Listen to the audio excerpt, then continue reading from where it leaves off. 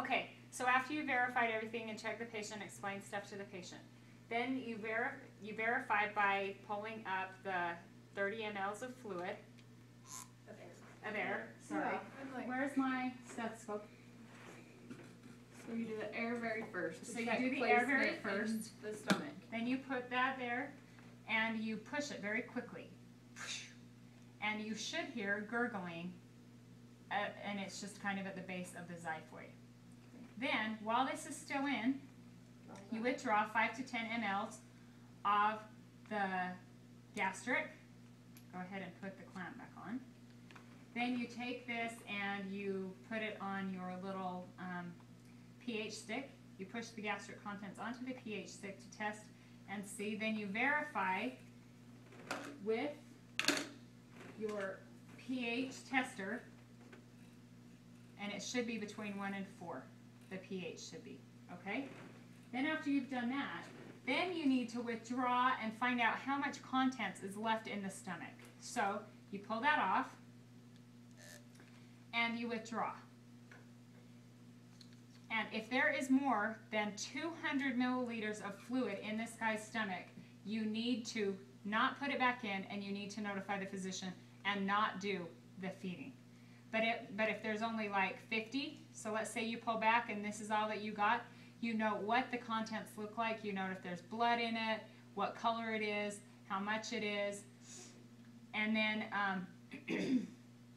you slowly push the contents back into the patient's stomach, okay? If you've had to redo, like if there was more than 60, you can put it in an emesis basin and then pull it back out of here and put it back, so that all of the contents you have withdrawn needs to be put back into the patient's stomach unless it's more than 200. Okay, then once you've done that, then you can pull that off, and you want to flush. So you pull up the 30 mLs of fluid, and you go ahead and you slowly flush 30 milliliters of water to flush out the NG2. And that is how you verify placement. Then you start your feeding. So you have your feeding formula already pre-measured. So if you have 300 or 200 or whatever it is, you have that in here. Then you withdraw 30 mLs again, because you're going to flush always before, even if you've just done it, you're going to flush 30 milliliters before you start the feeding. So you flush the 30 milliliters nice and slow. Okay? Then you're going to clamp this.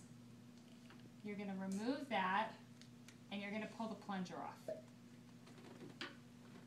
Then you're going to put that right there, the tip of that right inside the tube.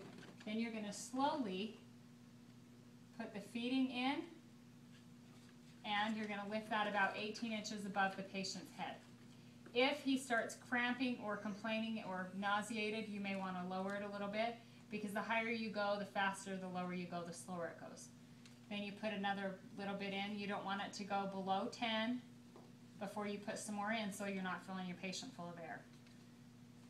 Then once that is complete, and he's got all of the feeding, then you want to clamp this again. You want all of it to go out into the tube.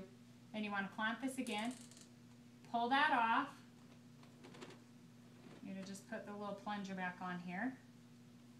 And you are going to, well, I'm going to clamp this.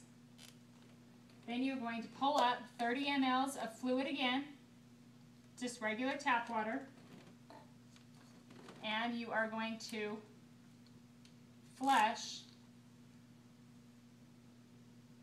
the patient's NG tube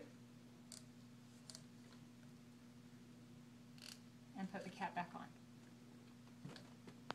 And then do all your ending stuff. Okay?